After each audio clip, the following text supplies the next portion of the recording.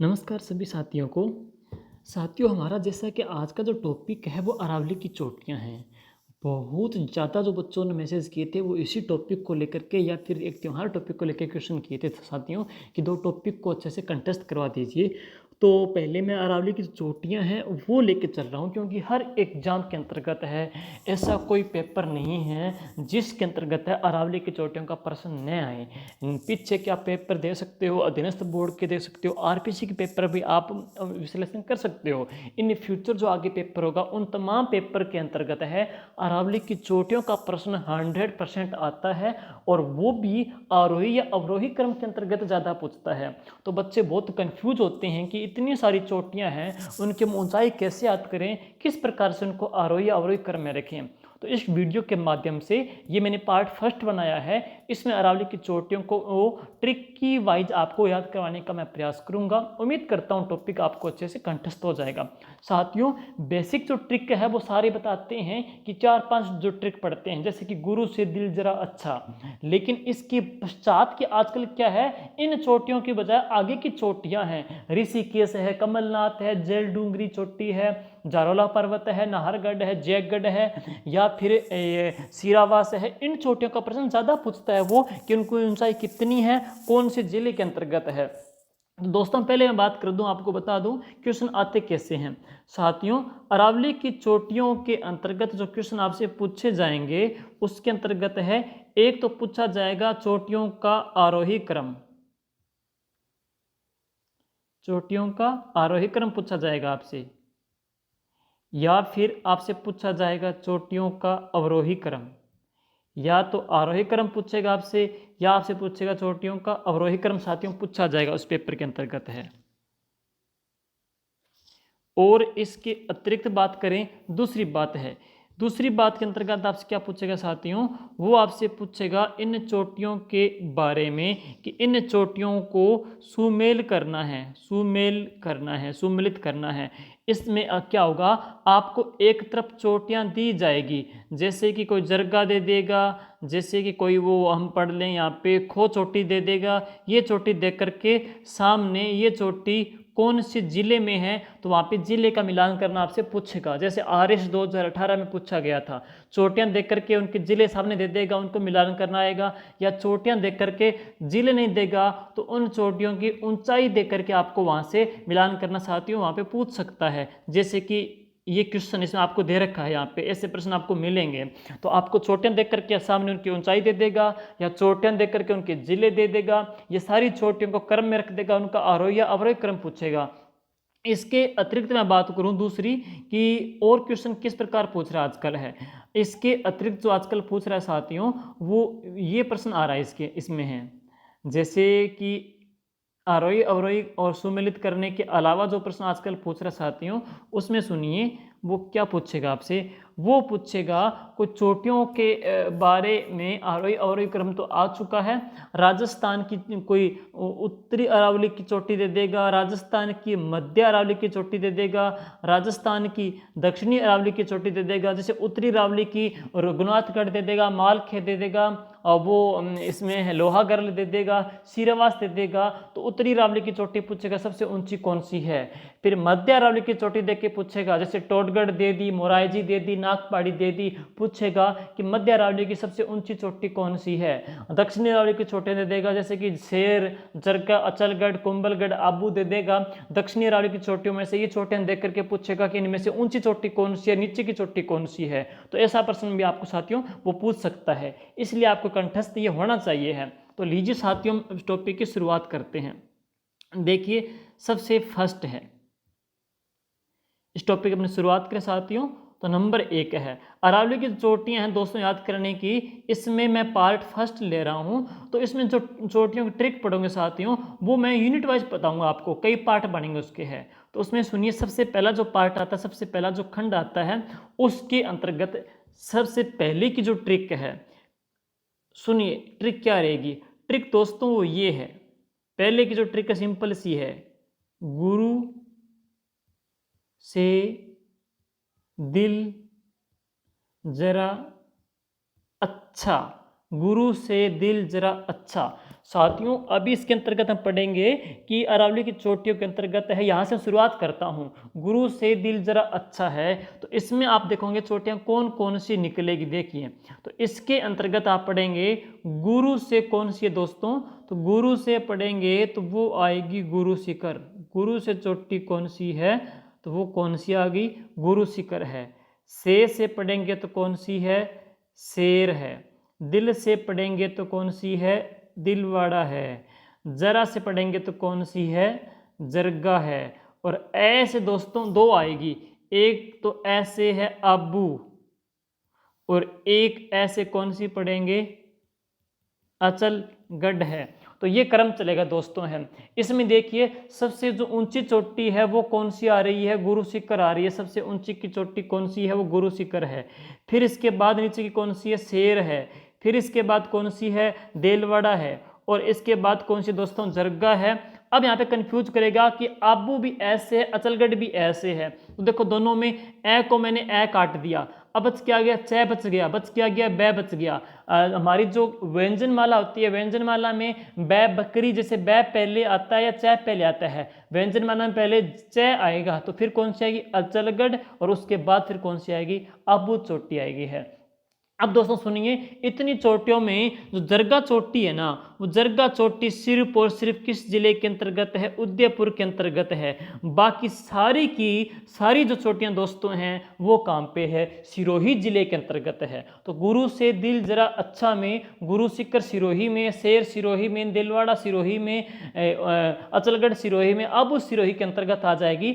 आगे मैं आपको हर एक चोटी की बारीकी से बारीकी बातें बताऊंगा कि गुरु शिखर की क्या खूबी है, दिलवाड़ा की क्या खूबी है। तो दोस्तों नेक्स्ट देखिएगा, अगली चोटी के अंतर्गत इसके पश्चात है कि प्रत्येक चोटी की खूबियां क्या है। सबसे पहले मैं बात करता हूं यहाँ पे दोस्तों, तो पहली चोटी मैंने यहाँ पे जो लिखी है वो कौन सी है दोस्तों, वो है गुरु शिखर चोटी है। पहली चोटी कौन सी आ गई, गुरु शिखर चोटी। दोस्तों ये दोस्तों गुरु शिखर जो चोटी है, इस चोटी की जो ऊंचाई है, ये जो चोटी है गुरु शिखर दोस्तों, इस चोटी की जो ऊंचाई है ना वो कितनी है, ये जो चोटी है दोस्तों, इस चोटी की जो ऊंचाई है वो है 1722 मीटर है। तो गुरु शिखर की दोस्तों जो चोटी की जो ऊंचाई है वो कितनी है, 1722 मीटर इसकी ऊंचाई बनी है। और इस चोटी के ऊपर दोस्तों, इस चोटी के ऊपर एक मंदिर या एक आश्रम बना हुआ है। इस चोटी के ऊपर एक आश्रम बना हुआ है, और जो आश्रम है ना वो एक ऋषि का है। ऋषि का नाम क्या है, दत्तात्रेय का आश्रम है। दोस्तों इस आश्रम की जो ऊंचाई है वो कितनी है, 5 मीटर की है। इसलिए जब दोनों को जोड़ते हैं आश्रम और चोटी को, तो इसकी ऊंचाई कितनी बन जाती है दोस्तों, इसकी ऊंचाई बन जाती है 1727 है। तो इस आश्रम के समेत गुरु शिखर की जो ऊंचाई है दोस्तों वो कितनी है, 1727 है। आश्रम के समेत 1727 है। बाकी एग्जैक्ट जो इसकी मूल चोटी है ना दोस्तों, उसकी ऊंचाई कितनी है, वो है 1722 मीटर आ जाती है। एक बात और सुन लीजिए, 1727 क्यों खास है, जयपुर की जो स्थापना हुई थी दोस्तों, जयपुर की स्थापना हुई थी 18 नवंबर 1727 को। तो जयपुर की जो स्थापना का जो वर्ष है दोस्तों वो भी कौन सा है, 1727 है। इस गुरु शिखर की ऊंचाई आश्रम के समेत कितनी है, 1727 है। और इसके अतिरिक्त राजस्थान में सोम, माही और जाखम के किनारे एक शिवलिंग है जो कि खंडित है दोस्तों।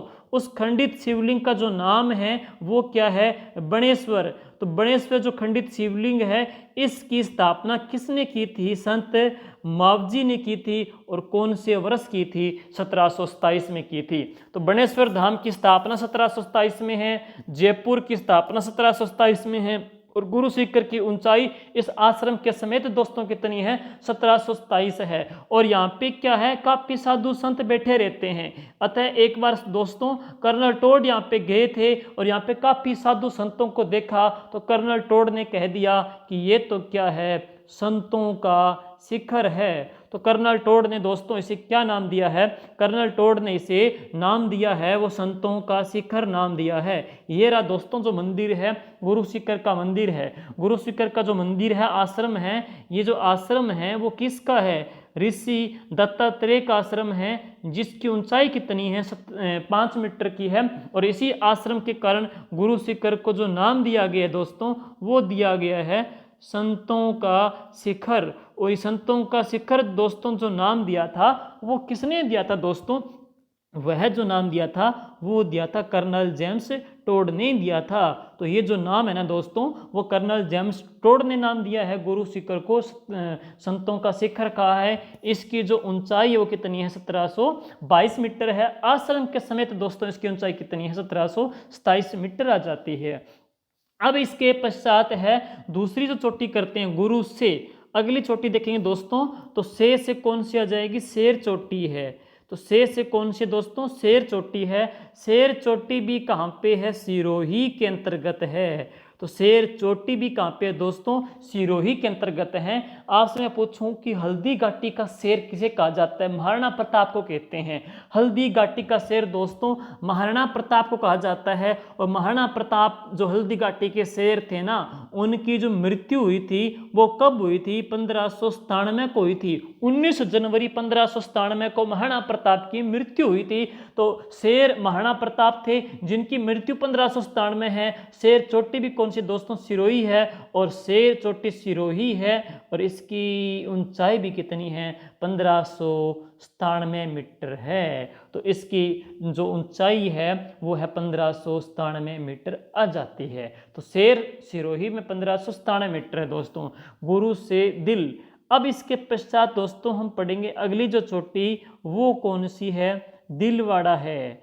तो नेक्स्ट चोटी है वो कौन सी, दिलवाड़ा है। और दिलवाड़ा चोटी भी दोस्तों कहाँ पे है, सिरोही के अंतर्गत है, जिसकी ऊंचाई कितनी है 1442 मीटर है। आपने पीछे पढ़ा दोस्तों, आपने पीछे पढ़ा गुरु शिखर। गुरु शिखर की जो ऊंचाई कितनी पड़ी 1727 मीटर। फिर आपने पढ़ा शेर चोटी, शेर की ऊंचाई कितनी 1597 मीटर है। फिर आपने पढ़ा दिलवाड़ा, दिलवाड़ा की चोटी की ऊंचाई कितनी है दोस्तों 1442 मीटर आ जाती है। तो गुरु से दिल। अब इसके पश्चात दोस्तों हम पढ़ते हैं अगली जो चोटी है वो सुनिए, गुरु से दिल के बाद जरगा।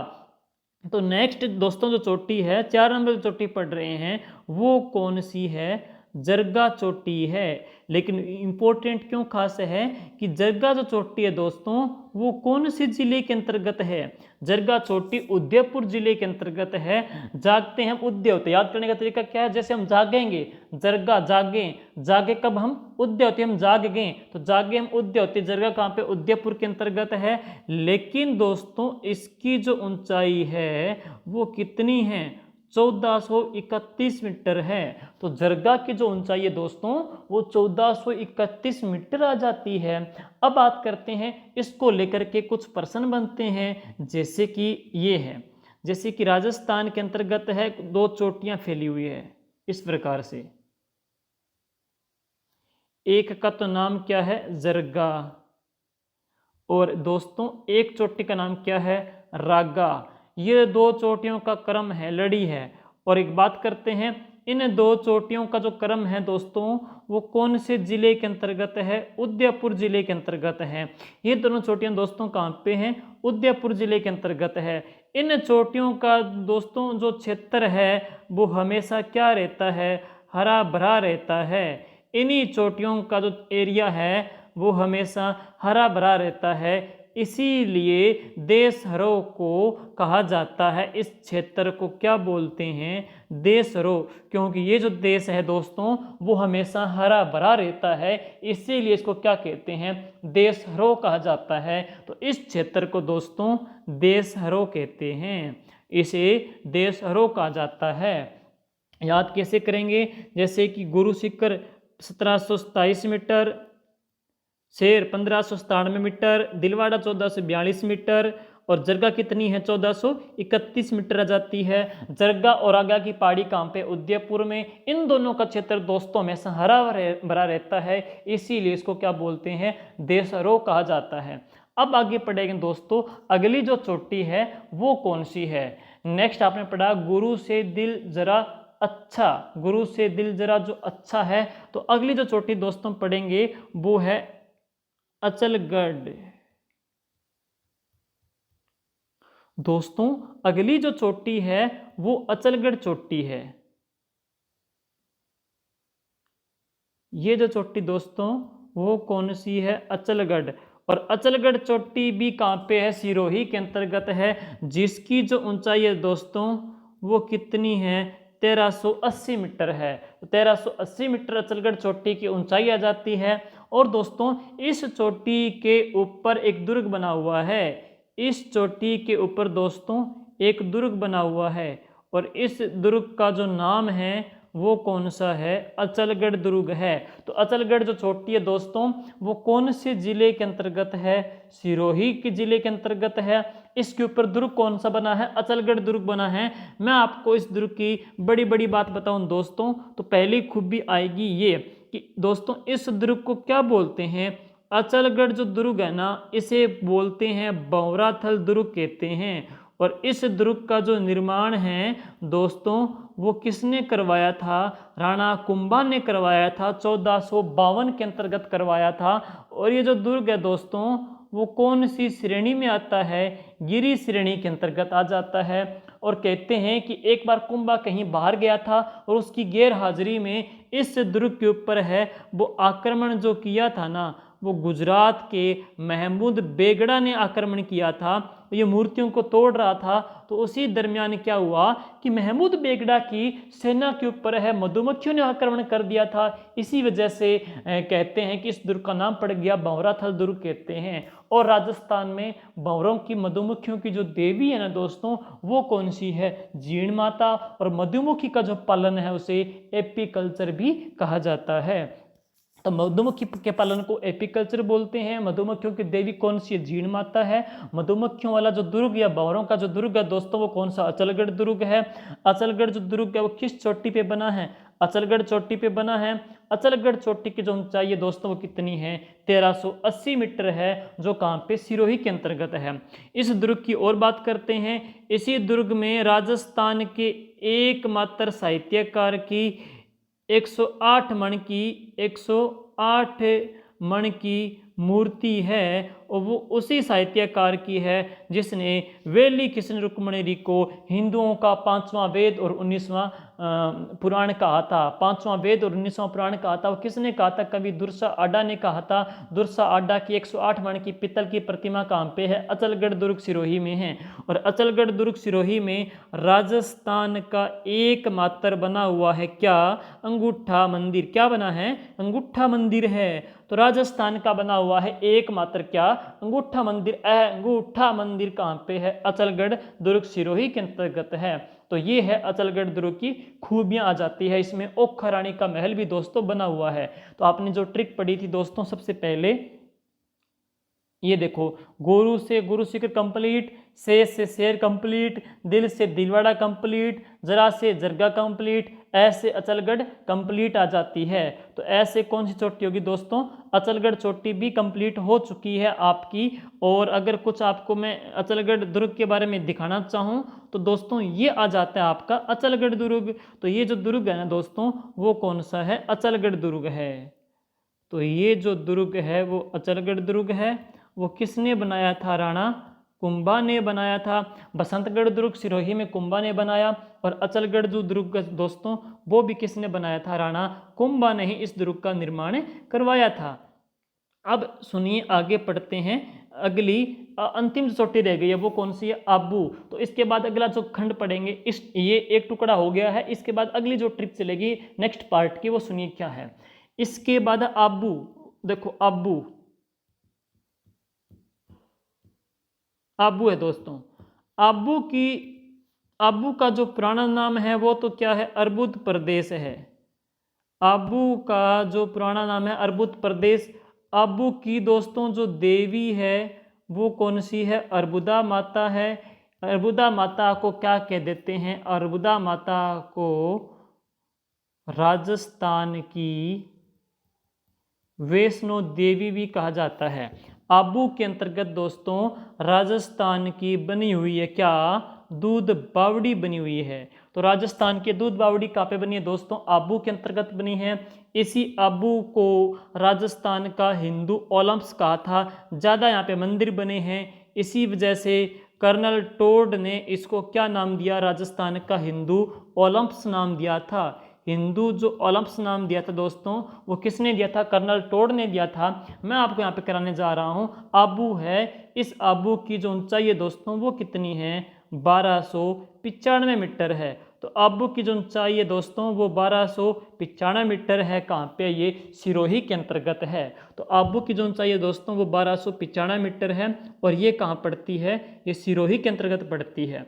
अब आपने पांचों पढ़ लिए हैं, अब आप क्वेश्चन कर सकते हो। जैसे कि क्वेश्चन दोस्तों यहाँ पे दिया हुआ है, जैसे कि निम्न चोटियों को सुमेलित करना है। एक तरफ चोटियां दे रखी है, शेर, जरगा, अचलगढ़, आबू, इनको आपको बताना है कौन सी चोटी की ऊंचाई कितनी है। आपने पढ़ा हल्दी घाटी का शेर महाराणा प्रताप, महाराणा प्रताप हल्दी घाटी के शेर थे। तो महाराणा प्रताप की मृत्यु कब 1597 में है और शेर 1597। तो कौन सा रखेंगे दोस्तों, हम सी रख लेंगे पहला। अब देखिए जरगा और रगा कहाँ पे, उदयपुर में है। जरगा चोटी कहाँ पे, उदयपुर में, लेकिन जरगा की ऊंचाई कितनी, 1431 मीटर है। जरगा थी 1431 मीटर है। तो क्या बन जाएगा, सी और डी बन जाएगा। अब देखिए अचलगढ़ और आबू में पहला कौन सा आएगा, पहले ए से ए काटेंगे, ए से ए काटेंगे, फिर अल्फाबेट नहीं व्यंजन माला में पहले च आता है, ब आता है, पहले च आता है। तो पहले किसकी ऊंचाई है, अचलगढ़ की है, 1380 मीटर आ जाएगी है। सी डी बी ए, सी डी बी ए देख सकते हो, सी डी बी ए किसका है दोस्तों, सी ऑप्शन इसका राइट आ जाएगा। सी ऑप्शन है दोस्तों इसका राइट आ जाएगा है। तो ये था पहला जो पार्ट था दोस्तों, वो पूरा हुआ है। अब बात करते हैं इसके अंतर्गत है नेक्स्ट है। अब सुनिए, इसी का हम खंड तक चल लेते हैं दूसरा। अब ये चोटी सारे बच्चे पढ़ते आ रहे हैं हमेशा से, हम जब एग्जाम देते थे तो शुरुआत में यही चोटी पढ़ते थे। अब बात करते हैं इसके बाद की चोटियां आजकल एग्जाम में पूछ रहा है, वो दिक्कत करती है। वो सुनिए दोस्तों, कैसे याद करोगे है। मैं आपको वैसे ट्रिक लिखाता हूँ, एक ट्रिक लिखाता हूँ, सुनिए। जैसे कि सुनिए क्या है, इसका खंड अगला खंड आता है कुंभा। दोस्तों ये चोटियों का क्रम जो चल रहा है ना, वो चल रहा है अवरोही क्रम चल रहा है। गुरु, सीकर, शेर, दिलवाड़ा, जरगा, आबू, ये सीक्वेंस चलती रहेगी है। अब आबू के बाद की जो नीचे की चोटी है सुनो, वो कौन सी, कुंभलगढ़, धौलिया डूंगरी, जेल डूंगरी, जयराम, ये चोटियां हैं। तो ये कैसे आप याद करोगे, याद करने का तरीका दोस्तों ये है। देखो अब मैं लिखता हूं, गुरु से दिल जरा अच्छा आपकी पूरी हो गई है, उसके पश्चात की जो टुकड़े खंड है वो सुनो कैसे आप याद करोगे। जैसे कि मैं ट्रिक लिखता हूं यहां पे, जैसे ये है कुंभा, एक व्यक्ति का नाम है, एक आदमी राजा का नाम है कुंभा। देखो कुंभा को लड़का कह सकते हो, कोई आदमी कह सकते हो। कुंभा सुबह सुबह उठता है, उठता है, नहाता है, धो लेता है, नहाता है और सिर धो लेता है, धो लेता है तो धो लिया, सिर उसने क्या कर लिया, धो लिया। सिर धोने के बाद उस सिर पे क्या लगाएगा, जेल लगाएगा, जेल लगा लिया तो क्या बन गई, जेल डूंगरी, जेल लगा लिया। कुंभा देखो नहा भी लिया है, धो भी लिया है, अब क्या लिया उसने, जेल भी लगा लिया। जेल लगाने के बाद दोस्तों वो बोलता है जय जय। जेल लगाने के बाद अब वो मंदिर में जाएगा, ईश्वर का नाम लेगा, ईश्वर का नाम लेगा तो ईश्वर की जय जयकार करेगा, ईश्वर की जय जयकार करेगा। जय जयकार किसकी करेगा दोस्तों, वो राम की करेगा, ईश्वर की, वो जय जय राम करेगा। तो क्या बन जाएगा, कुंभा, धोलिया, जेल डूंगरी, जय राम है। तो चोटियां दोस्तों ये बनेंगी, याद करने का सिर्फ ट्रिक दिए मैंने। कुंभा से ये रहेगी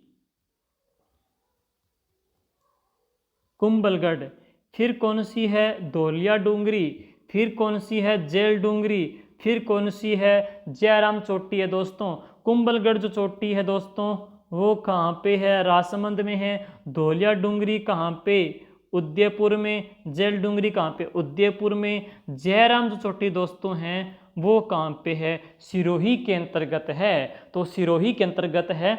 जैसे कि आगे मैं आपको याद कराता हूँ, जैसे कि मैंने जो ली थी चोटी पहले, वो कौन सी ली, कुंभलगढ़ चोटी ली है दोस्तों।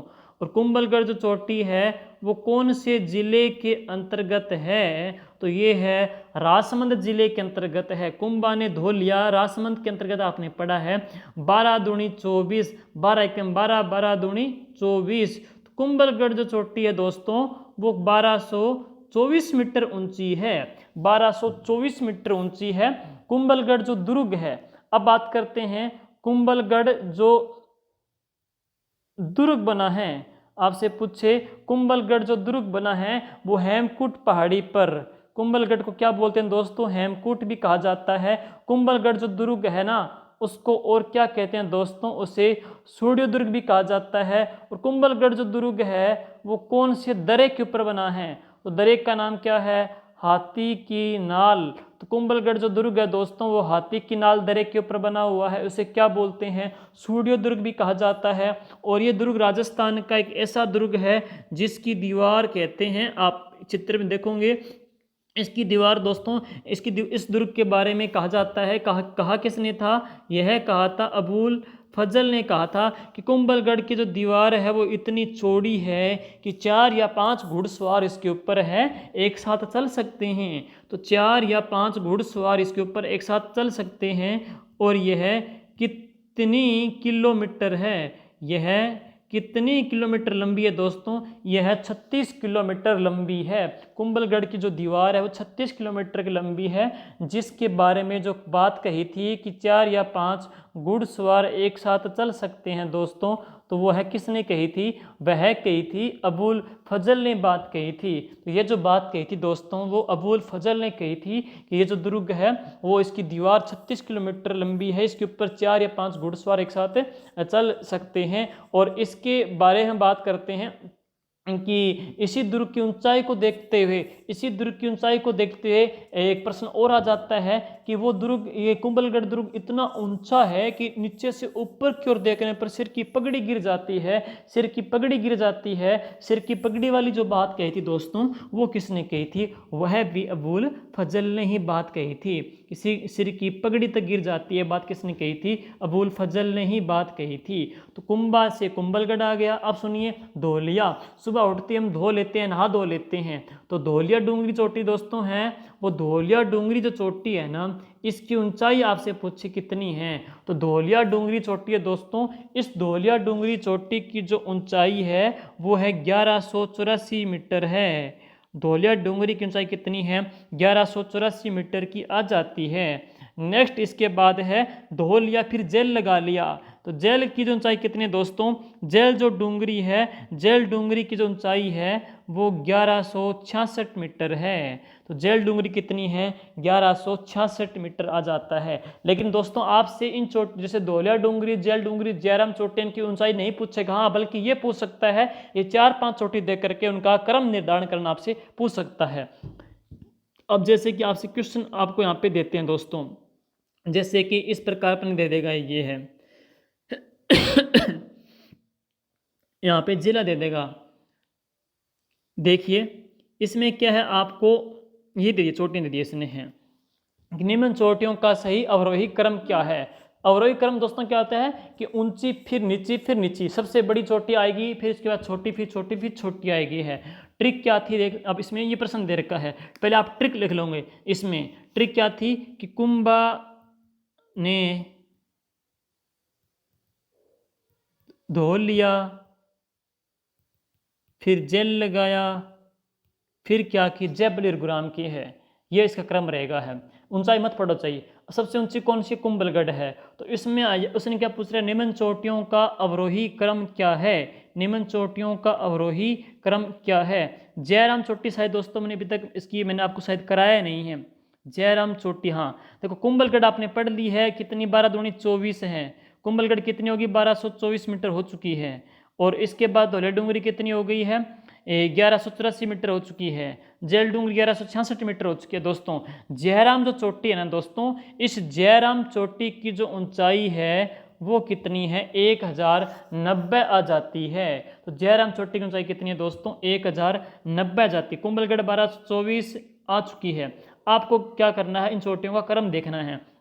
तो कुंभलगढ़ 12 दूनी 24, 1184, 1166, 1090। अगर आप इसमें आपकी चोटी पूछेगा ना तो कुंभलगढ़ की ऊंचाई अच्छे से पढ़ सकते हो, कई पेपर में पूछी जा चुकी है। अब याद कैसे करोगे, ट्रिक यह हो गई। अब इसको प्रश्न आएगा अवरोही क्रम में देखना है, तो कुंभलगढ़ सबसे ऊपर आ रही है, इसमें है कुंभलगढ़ ने दे नेर की सुनी क्या, सिर्फ धौलिया डूंगरी, जैल डूंगरी, जयराम दे रखी है। तो सबसे पहले कौन सी आएगी, धौलिया डूंगरी है दोस्तों। धौलिया डूंगरी इसमें भी आ रही है और धौलिया डूंगरी इसमें भी आ रही है।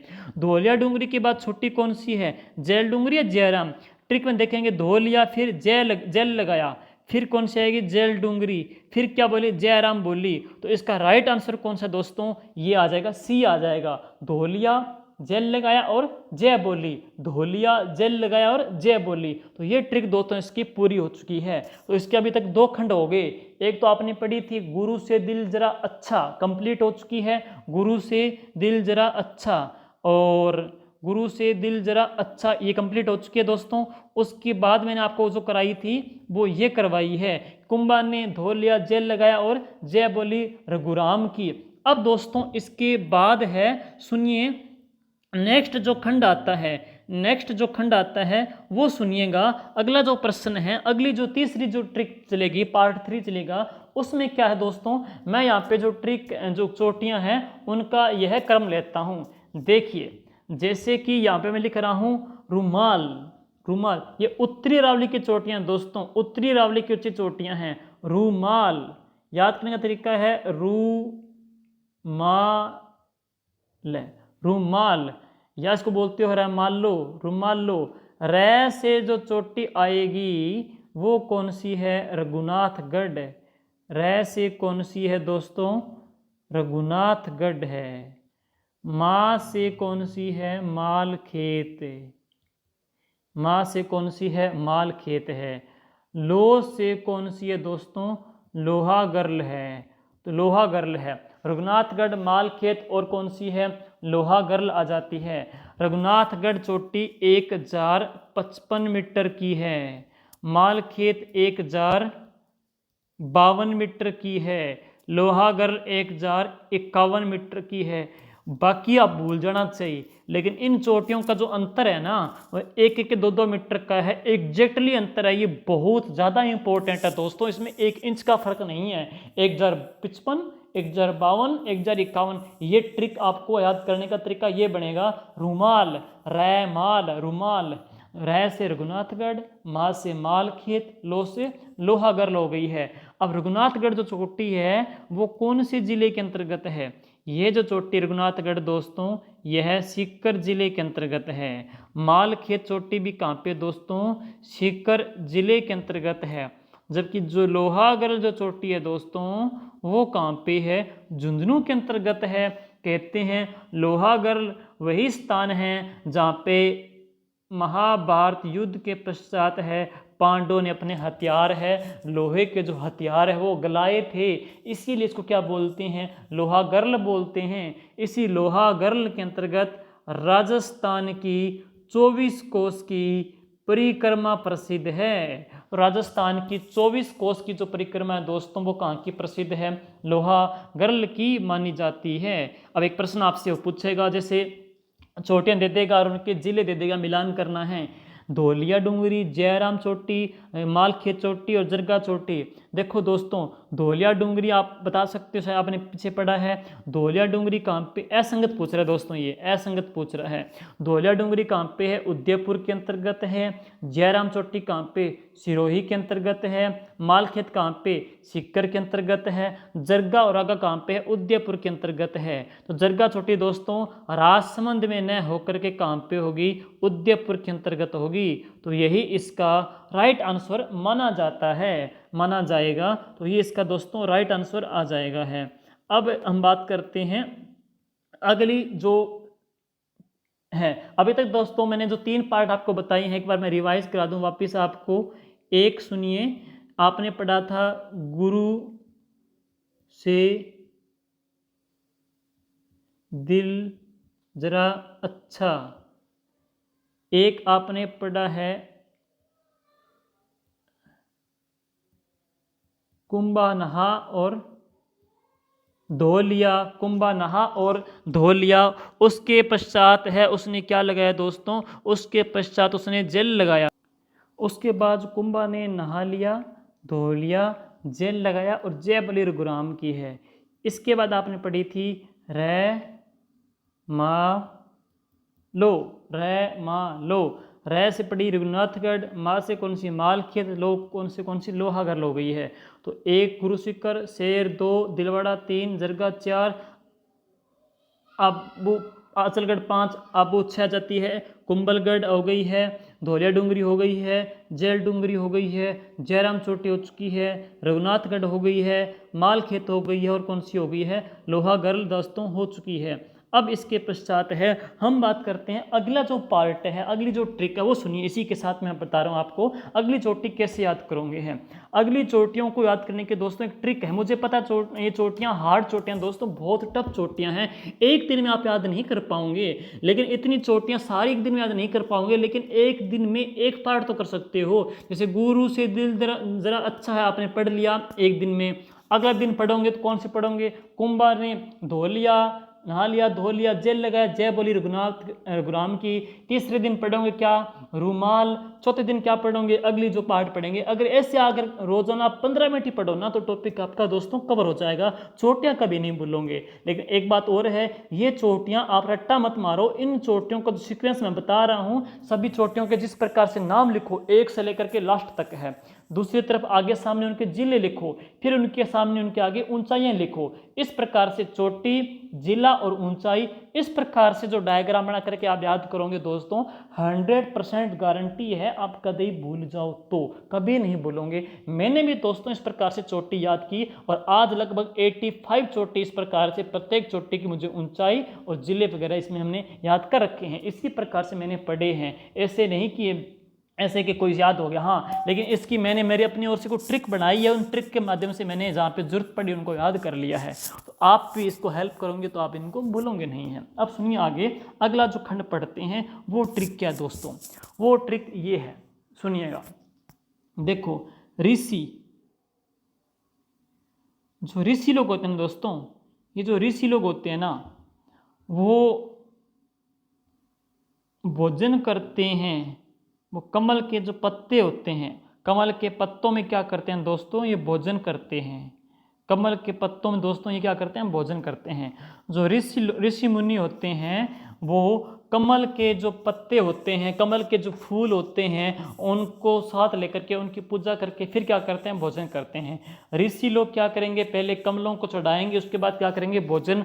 कई दिन तक ज़्यादा दिन भूखे रहते हैं, तो एकदम से अचानक से ज़्यादा भोजन करने से उनकी तोंद बाहर निकल आती है, उनकी सुंडी बाहर निकल आती है, तो सुंडी बाहर निकल जाती है। अब ज़्यादा भोजन करने के पश्चात है जब ये चलेंगे ना, तो चलेंगे तो इनकी चाल बदल जाएगी। ये चलेंगे अकड़ मकड़ कर, ये चलेंगे अकड़ मकड़ कर है, ये चलेंगे अकड़ मकड़ कर है। तो मकड़ से कौन सी है, माकड़ मगरा है। अब याद कैसे मैं कराऊं चोटियों के नाम दोस्तों, कैसे याद करूंगे, सुनिएगा। अब देखो, ऋषि से मैं यहाँ पे क्या ले रहा हूँ दोस्तों, ऋषि से मैं ले रहा हूँ ऋषिकेश। ऋषिकेश चोटी है, ऋषि पहाड़ी, ऋषिकेश चोटी। कैसे कौन सी है दोस्तों, कमलनाथ, कमलनाथ चोटी है। भोज से कौन सी है, भोजगढ़ चोटी है। और देखिए सुंडा से कौन से दोस्तों, सुंडा पर्वत है। सुंडा से कौन से दोस्तों, सुंडा पर्वत आ जाती है। अकड़ मकड़ कर चलते हैं, तो मैं से कौन सी है दोस्तों, मकड़ मगरा चोटी आ जाएगी। तो मकड़ से कौन सी दोस्तों, मकड़ मगरा चोटी इसके अंतर्गत आ जाती है। जब आपको पढ़ेंगे जिले किसके अंतर्गत है दोस्तों। देखिए, ऋषियों ने कमल के फूल चढ़ा करके भोजन किया, फिर ज़्यादा भोजन करने से क्या निकल गई, सुंडी निकल गई। सुंडी यानी कि तोंद निकल गई। अब जो चलेंगे तो अकड़ के मकड़ के चलेंगे है। तो याद करने का तरीका दोस्तों ये है, पहले ऋषिकेश चोटी आएगी, फिर कमलनाथ पहाड़ी आएगी, फिर भोजगढ़ आएगी, फिर सुंडा पर्वत आएगा, फिर मकड़ मगर आएगा। लेकिन कौन कौन से जिले के अंतर्गत है, सुनिए जिले कौन कौन से इनके हैं दोस्तों। जिले पढ़ेंगे, देखो ऋषिकेश जो चोटी है वो कहाँ पे है, सिरोही के अंतर्गत है। कमला चोटी भी कहाँ पे है, सिरोही के अंतर्गत है। लेकिन जो भोजगढ़ चोटी है वो कहाँ पे है, झुंझुनू के अंतर्गत है। सुंडा पर्वत तो सभी को पता ही है दोस्तों, यह कहाँ पे है, जालोर के अंतर्गत है। और मकड़मगरा कहाँ पे है, उदयपुर के अंतर्गत है। प्रत्येक की मैं ऊंचाई आपको बताऊं तो आगे देखिए नेक्स्ट है, इसके अंतर्गत है। सबसे पहले मैंने यहाँ पे ली है कौन सी, ऋषिकेश चोटी ली है दोस्तों। ऋषिकेश यानी कि ऋषि मुनि है, ऋषिकेश। ऋषिकेश चोटी है दोस्तों, कौन से जिले के अंतर्गत है, तो ये है सिरोही के अंतर्गत है। और ऋषिकेश चोटी की जो ऊंचाई है वो कितनी है, 1017 मीटर आ जाती है। तो ऋषिकेश चोटी की जो ऊंचाई कितनी है, 1017 मीटर है, सिरोही के अंतर्गत है। आपने अभी तक पढ़ा होगा जयराम चोटी सिरोही के अंतर्गत है। आबू, अचलगढ़, देलवाड़ा, जरगा को छोड़ करके है, गुरु शिखर, शेर वगैरह भी आपने पढ़ा है। ये सारी कहाँ पे आ रही है दोस्तों, ये सिरोही के अंतर्गत आ रही है। तो ये चोटी कहाँ पे है, सिरोही के अंतर्गत आ जाती है, ऋषिकेश है। ऋषिकेश के पश्चात हम बात करूँ दूसरी चोटी है। दूसरी चोटी कौन सी है, कमलनाथ चोटी दोस्तों। इस चोटी का नाम है कमलनाथ की पहाड़ी। और कमलनाथ की पहाड़ी दोस्तों यह भी कहाँ पे है, ये भी कहाँ पे है दोस्तों, कहाँ पे, सिरोही के अंतर्गत। कहाँ पे, सिरोही के अंतर्गत आ जाती है। और इसकी जो ऊंचाई है, इसकी ऊंचाई कितनी है, 1001, कितनी, 1001 आ जाती है। तो इसकी ऊंचाई है 1001 है। ऋषिकेश की ऊंचाई कितनी, 1017 है। कमलनाथ की 1001 बोले तो 1001 आ जाती है। दोनों कहाँ पे दोस्तों, सिरोही के अंतर्गत है। ऋषियों ने कमल के पत्तों में अब क्या किया, भोजन किया। अब क्या किया, भोजन किया। तो नेक्स्ट चोटी कौन सी है दोस्तों, ये आ जाती है भोजगढ़ चोटी आ जाती है। और ये भोजगढ़ चोटी कहाँ पे, सिरोही में। कहाँ पे, सिरोही के अंतर्गत है। बोले तो झुंझुनू के अंतर्गत है। भोजगढ़ चोटी कहाँ पे है, ये झुंझुनू के अंतर्गत आ जाती है। और इस भोजगढ़ चोटी की जो ऊंचाई है वो कितनी है, 997, क्या, 997 मीटर आ जाती है। लेकिन एक प्रश्न और आ जाता है राजस्थान में जलवायु का, कि राजस्थान में 997 मिली बार की समदाब रेखा, राजस्थान में 997 मिली बार समदाब जो रेखा है वो कहाँ कहाँ से गुजरती है। तो राजस्थान में 997 मिली बार की समदाब रेखा बाड़मेर जिले से है, और जैसलमेर जिले से है, जोधपुर जिले से है, बीकानेर जिले से है, और श्री गंगानगर जिले से आ जाती है। तो राजस्थान में 997 मिली बार की जो दाब रेखा है वो इन जिलों से होकर गुजरती है। 997 जो मीटर ऊंचाई है वो किसकी है, भोजगढ़ चोटी की ऊंचाई है। भोजगढ़ चोटी कहाँ पे दोस्तों, झुंझुनू के अंतर्गत है। याद किया आपने, ऋषियों ने कमल के पत्तों में क्या किया, भोजन किया। अब क्या निकल जाएगी, सुंडी निकल जाएगी है। तो नेक्स्ट अपने पढ़ेंगे दोस्तों, तो वो क्या है, सुंडा पर्वत है। तो अगली जो चोटी है वो देखिए कौन सी होगी। नेक्स्ट जो चोटी है दोस्तों, उस चोटी का जो नाम है वो है सुंडा पर्वत। और ये सुंडा पर्वत कहाँ पे है दोस्तों, ये सुंडा पर्वत है राजस्थान के जालोर जिले के अंतर्गत है। सुंडा चोटी कहाँ पे है, जालोर जिले के अंतर्गत आ जाती है। और इस सुंडा चोटी की जो ऊंचाई है दोस्तों वो कितनी है, वो सुनिए। इसकी ऊंचाई है 991 मीटर है। तो इसकी ऊंचाई दोस्तों 991 मीटर आ जाती है। अब बात करेंगे इस सुंडा चोटी को लेकर के कौन कौन से अन्य जो प्रश्न हैं दोस्तों। इस सुंडा चोटी के ऊपर, इस सुंडा चोटी के ऊपर दोस्तों एक मंदिर बना हुआ है, और जो मंदिर है वो है एक सुंदा माता का। तो सुंडा चोटी के ऊपर जो मंदिर है वो किसका है, सुंदा माता का मंदिर बना हुआ है। इस सुंदा माता के मंदिर के ऊपर बना हुआ है राजस्थान का पहला रोपवे। ये जो रोपवे दोस्तों राजस्थान का पहला रोपवे है, जो कब बना था, 2006 के अंतर्गत है। लेकिन इसके अलावा राजस्थान का यह सबसे लंबा रोपवे है, जो कितना ऊंचा है, 800 मीटर ऊंचा है। तो ये राजस्थान का सबसे लंबा रोपवे भी आ जाता है। इसी सुंदा की पहाड़ी के ऊपर है राजस्थान का पहला बन रहा है क्या, भालू अभयारण्य। क्या बन रहा है, भालू अभयारण्य बन रहा है। तो राजस्थान का पहला भालू अभयारण्य कहाँ बन रहा है, सुंदा की पहाड़ी पे। पहला रोपवे स्थापित हुआ 2006 के अंतर्गत है। इसके अलावा राजस्थान का सबसे लंबा रोपवे भी कौन सा है? सुंदा की पहाड़ी वाला है। सुंदा की पहाड़ी के ऊपर किस देवी का मंदिर है? सुंदा माता का मंदिर है। इस सुंदा की पहाड़ी की ऊंचाई कितनी है दोस्तों? 991 मीटर आ जाती है। अब है ऋषियों ने, आपने पीछे पढ़ा, ऋषियों ने कमल के पत्तों में क्या किया? भोजन किया। तो क्या निकल गई? सुंडी निकल गई, तोंद निकल गई। तोंद निकलने के पश्चात है अकड़ के चलेंगे, मकड़ के चलेंगे, अकड़ के चलेंगे, मकड़ के चलेंगे। तो अगली जो चोटी है वो कौन सी है? उस चोटी का नाम दोस्तों वो है माकड़ मगरा है। तो इस चोटी को क्या बोल देते हैं? माकड़ मगरा कहते हैं दोस्तों। ये माकड़ मगरा चोटी है ना, वो कहाँ पे है? उदयपुर के अंतर्गत है। तो माकड़ मगरा है उदयपुर के अंतर्गत है और इसकी जो ऊंचाई है 989 मीटर आ जाती है। तो माकड़ मगरा की दोस्तों जो ऊंचाई है वो कितनी? 989 आ जाती है। तो ये थे इसके।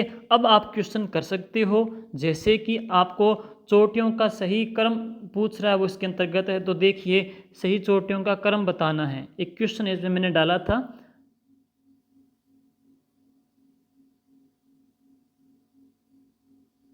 देखते हैं इसमें क्वेश्चन है, डाला था दोस्तों, ये रहा। तारागढ़, खो, टोटगढ़, सज्जनगढ़ है, ये भी नहीं है। अगला में है, ये अगले मिलेगा, नेक्स्ट ये। सुनिए अब बात करते हैं, जैसे कि प्रश्न आपको दे दे, यहाँ पे मैं यहाँ पे बना देता हूँ। जैसे कि क्वेश्चन इस प्रकार से पूछेगा आपसे कि निम्न चोटियों का, निम्न यहाँ पे चोटियाँ दे देते हैं, जैसे कि कौन सी दे दी? ऋषिकेश दे दी है, ऋषिकेश, कमलनाथ,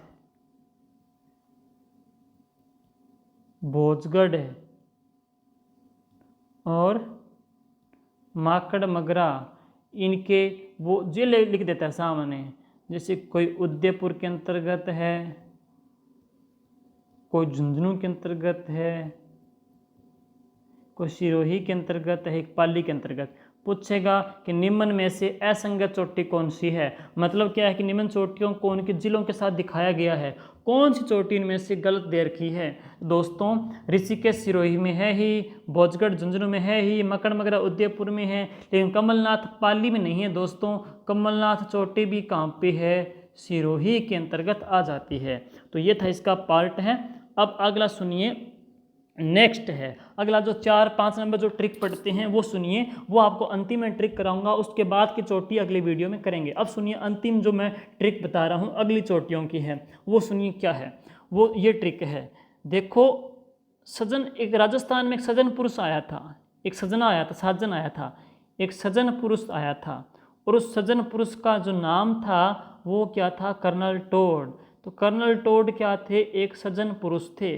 कर्नल टोड क्या थे? एक सज्जन पुरुष थे। बाद में कहते हैं कि मृत्यु हो गई, यानी कि ये खो गए थे।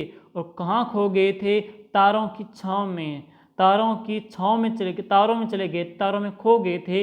इनको वापस लाने के लिए क्या किया जाएगा? राजस्थान वाले हैं, इनको वापस लाने के लिए क्या करेंगे? डोरा करेंगे, डोरा करवाएंगे है। तो याद करने का ये ट्रिक रहेगी, इस प्रकार से है, सुनिएगा। सबसे पहले है सज्जन से सज्जनगढ़ आ जाएगी, फिर कौन सी उसके बाद? टोटगढ़ आ जाएगी, फिर कौन सी है? खो पहाड़ी आ जाएगी, फिर कौन सी है? तारों की छांव में पड़े तो तारागढ़ आ जाएगी है। डोरा से कौन सा है? डोरा पर्वत आ जाएगा। तो सज्जन से, सज्जन पुरुष कौन थे? कर्नल टोड थे। तो सज्जन से कौन सी चोटी बन गई दोस्तों? सज्जनगढ़ बन गई। टोड से कौन सी बन गई? टोटगढ़ चोटी बन गई। खो से कौन सी बन गई? खो पहाड़ी बन गई। ता से कौन सी है? तारागढ़ चोटी है। और डोरा से कौन सा है? डोरा पर्वत आ जाता है। तो इसमें जो ट्रिक आ जाएगी वो इस प्रकार की है। सज्जन थे कर्नल टोड, एक सज्जन पुरुष थे, सज्जन थे टोड, या इसको आप पलट मत देना, अगर आप यहाँ कर दोगे पहले टोड सज्जन पुरुष थे तो उल्टा पड़ जाएगा, क्योंकि फिर बड़ी छोटी का कन्फ्यूज हो जाएगा। सज्जनगढ़ में एस पहले है, टोटगढ़ में टी पहले है। अल्फाबेट देखेंगे तो पहले एस आएगा, फिर कौन सा आएगा? टी आएगा। तो पहले टोड नहीं, पहले सजन है, पहले सजन पुरुष आएगा। वो कौन थे? Colonel Tod. खो गए थे कहाँ पे? तारों में। और फिर इनको वापस लाने के लिए क्या करेंगे? डोरा करेंगे। तो अब इस प्रकार से चोटियाँ चलेगी। सुनिए नंबर 1, पहली जो चोटी है दोस्तों, इस चोटी का जो नाम है वो क्या है? सज्जनगढ़ पहाड़ी है। सज्जनगढ़ की जो पहाड़ी है दोस्तों, यह कहाँ पे है? उदयपुर के अंतर्गत है। और इसके पहाड़ी के ऊपर एक दुर्ग बना हुआ है, वो कौन सा है? सज्जनगढ़ का दुर्ग है। सज्जनगढ़ का जो दुर्ग है, इसको राजस्थान का मानसून पैलेस भी कहते हैं। तो राजस्थान का मानसून जो पैलेस कहते हैं वो दुर्ग कौन सा? सज्जनगढ़ दुर्ग है। इस दुर्ग का जो निर्माण है पुलिस वायरलेस में हुआ था। तो राजस्थान का ऐसा कौन सा दुर्ग है जिसका यूज पुलिस वायरलेस में किया गया था? वो दुर्ग कौन सा? सज्जनगढ़ है। सज्जनगढ़ की ऊंचाई कितनी है? अब ऊंचाई बात करें, सज्जनगढ़ जो चोटी है दोस्तों, इस सज्जनगढ़ चोटी की जो ऊंचाई है वो है 938 मीटर है। तो सज्जनगढ़ जो चोटी है इसकी ऊंचाई कितनी है? 938 मीटर आ जाती है। सज्जनगढ़ कहाँ पे है? उदयपुर के अंतर्गत है। अब सज्जन थे टोड, तो इसके बाद की जो चोटी है दोस्तों वो कौन सी है? टोडगढ़ है। टोडगढ़ जो चोटी है दोस्तों वह कहाँ पे है? वो अजमेर के अंतर्गत है। इसकी ऊंचाई कितनी है? 933 मीटर है। पटवार के अंतर्गत ऐसी चोटी का नाम उसने दूसरा देख के आया था। इस चोटी को आपसे पूछ सकता है मोरामजी। तो इसको क्या बोलते हैं? मोराइजी या मोरामजी चोटी भी कहते हैं। जो कौन सी? टोडगढ़ 933 मीटर है दोस्तों। ये टोडगढ़ है, टोडगढ़ चोटी है, टोडगढ़ चोटी। और इसके ऊपर बना हुआ है टोडगढ़ दुर्ग। तो इसके ऊपर बना है टोडगढ़ दुर्ग। इस टोडगढ़ दुर्ग में एक क्रांतिकारी को बंदी बना के रखा गया था और वो थे किसानों के मसीहा विजय सिंह पथिक। विजय सिंह पथिक को कौन से दुर्ग में बंदी बनाया गया था? टोडगढ़ दुर्ग में। और ये राजस्थान का एकमात्र दुर्ग है जो कि अंग्रेजों के द्वारा बनाया गया है। वो दुर्ग कौन सा है दोस्तों? ये टोडगढ़ दुर्ग ही है। टोडगढ़ की ऊंचाई कितनी है? 933 मीटर आ जाती है। अब इसके बाद देखेंगे सज्जन थे टोड जो कि खो गए थे। तो अगली जो पहाड़ी है वो कौन सी है? खो पहाड़ी दोस्तों। खो पहाड़ी कौन से जिले के अंतर्गत है? जयपुर जिले के अंतर्गत है। खो की जो ऊंचाई है वो कितनी है? 920 मीटर आ जाती है। तो खो पहाड़ी की जो ऊंचाई है वो 920 मीटर आ जाती है। लेकिन एक कंफ्यूज आपको करेगा, वो क्या? वो करेगा खो दरीबा। दोस्तों ये जो खो दरीबा है वो इस जिले के अंतर्गत है, अलवर के अंतर्गत है। और कौन से खनिज का क्षेत्र है? यह है तांबे का क्षेत्र माना जाता है। खो पहाड़ी कहाँ पे दोस्तों? जयपुर के अंतर्गत आ जाती है। तो सज्जन थे टोड जो कि खो गए थे, कहाँ खो गए थे? तारों की छाव में। तो अगली जो पहाड़ी है वो कौन सी है? तारागढ़ पहाड़ी। और तारागढ़ की जो पहाड़ी है वो कहाँ पे? अजमेर के अंतर्गत है। तारागढ़ चोटी की जो ऊंचाई है दोस्तों वो कितनी है? 873 मीटर है। तारागढ़ चोटी की जो ऊंचाई है दोस्तों वो 873 मीटर है। इसके ऊपर तारागढ़ दुर्ग बना हुआ है और ये अरावली की मध्य की चोटी है और इसके ऊपर तारागढ़ दुर्ग बना हुआ है। इसीलिए तारागढ़ को अरावली का अरमान कहते हैं। इसी तारागढ़ को बिस्प-ऐबर ने राजस्थान का जिब्राल्टर भी कहा था। इसी तारागढ़ को राजपुताने की कुंजी भी कहा जाता है। इसी तारागढ़ को गढ़ बिठरी दुर्ग भी कहते हैं। इसी तारागढ़ को रूठी रानी का दुर्ग भी कहा जाता है। तो ये तारागढ़ दुर्ग की कई सारी खूबियां दुर्ग के बारे में भी आ जाती है दोस्तों। तो ये थे कुछ जो पार्ट थे जो अभी तक दोस्तों हमने पढ़े हैं। तो कर्नल टोड सज्जन पुरुष थे। कर्नल टोड आपने पढ़ा, सज्जन पुरुष थे जो कि खो गए थे तारों की छाव में, फिर उनको वापस लाने के लिए डोरा किया था। तो अगला जाता है डोरा पर्वत है दोस्तों। डोरा पर्वत कहाँ पे है? जालोर के अंतर्गत है, जिसकी ऊंचाई कितनी है? 869 मीटर है। एक बात और पढ़ोगे, राजस्थान के जैसलमेर और धौलपुर के दोनों के बीच में जो ऊंचाई लंबाई है वो कितने किलोमीटर की है? राजस्थान की पूर्व पश्चिम जो लंबाई है 869 है। राजस्थान के उत्तर दक्षिण की जो लंबाई है दोस्तों वो कितनी है? आप कमेंट में बता देना है। और ये थी इसकी कुछ महत्वपूर्ण खूबियां हैं जो राजस्थान में दुर्ग को लेकर के, इनको लेकर के हमने पढ़ी थी दोस्तों हैं। और अब आप बता भी सकते हैं, क्वेश्चन और यहाँ पे डाला गया है, चोटियों का सही आरोही क्रम क्या होगा बढ़ते क्रम में रखने पे। तारागढ़, खो, टोटगढ़, सज्जनगढ़ है, तो आप यहाँ पे ट्रिक फॉलो करेंगे दोस्तों। जैसे कि सज्जन पुरुष थे, कौन? Colonel toad. कर्नल सज्जन पुरुष थे कर्नल टोड, जो कि खो गए थे कहाँ पे? तारों में। तो ये क्रम रहेगा आरोही क्रम में। पहले कौन सी है? सज्जनगढ़, फिर कौन सी है? टोडगढ़, फिर कौन सी है? खो, फिर कौन सी है?